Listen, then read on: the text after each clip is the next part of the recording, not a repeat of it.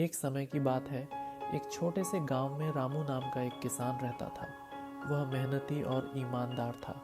उसकी सबसे बड़ी पहचान थी उसकी रहस्यमयी फसल। हर साल जब पूरे गांव के खेत सूख जाते या फसल कम होती, रामू के खेत में भरपूर फसल होती। ये देखकर गांव के लोग चकित रह जाते। एक दिन गांव के मुखिया ने रामू से इसका रहस्य पूछा। रामू मुस्कुराया और कहा, बस भगवान की कृपा है। लेकिन लोग संतुष्ट नहीं हुए।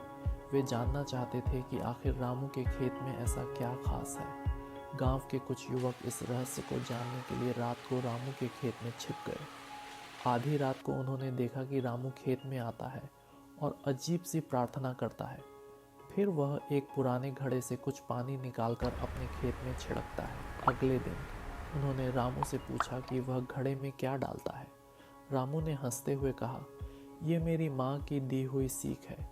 ये कोई जादू नहीं, बल्कि मेहनत और कुदरत से जुड़ने का तरीका है। घड़े में सिर्फ गंगा जल और हल्दी होती है, जो मैं विश्वास और आस्था से खेत में छिड़कता हूँ। रामू ने आगे बताया, मेहनत के साथ साथ अपने खेत से जुड़ाव और उसकी सेवा करना ज़रूरी है। मैं फसल बोने से पहले मिट्टी से बातें करता हूँ और उसे भरोसा दिलाता हूँ कि मैं उसका ख्याल रखूँगा। यही मेरे खेत की उर्वरता का असली रहस्य है।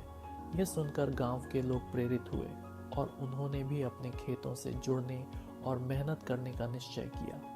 धीरे धीरे पूरा गांव समृद्ध हो गया और रामू की यह कहानी एक मिसाल बन गई। इस तरह रामू का रहस्य कोई जादू नहीं, बल्कि उसकी मेहनत, आस्था और प्रकृति के प्रति लगाव था।